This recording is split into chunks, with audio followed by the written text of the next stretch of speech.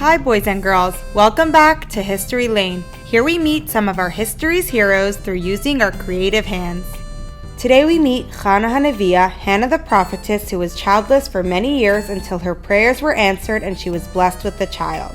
Just like our prayers go up to the heavens, the prayer rockets we will experiment with today will also shoot upward. Here are the supplies we will need. The printed Siddur prayer book template, scissors, tape, red glitter, a quarter of an Alka-Seltzer tablet, an empty film canister, a small measuring beaker, water, orange food coloring, 7 different colored permanent markers, and black puff paint. Let's begin. Cut out the template, cutting right around the image in a rectangular shape.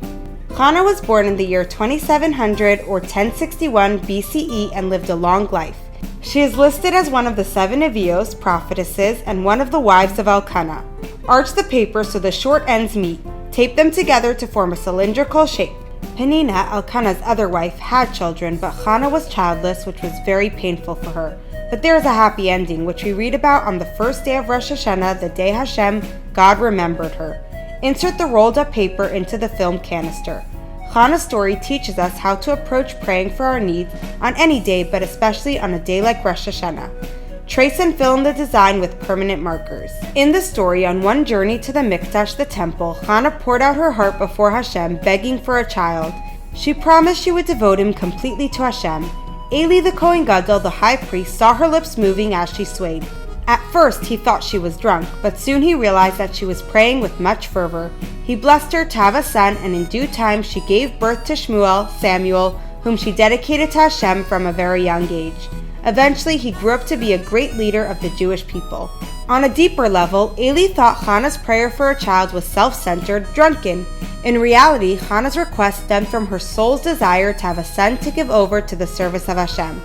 Let the marker dry for a few minutes, then outline the design using black puff paint.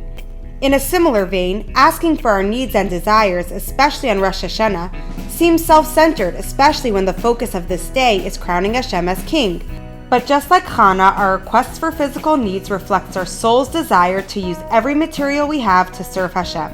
With that in mind, we should certainly ask Hashem for our wants and needs, knowing that the reason we are drawn to asking for these things is because our soul has a mission to accomplish with them.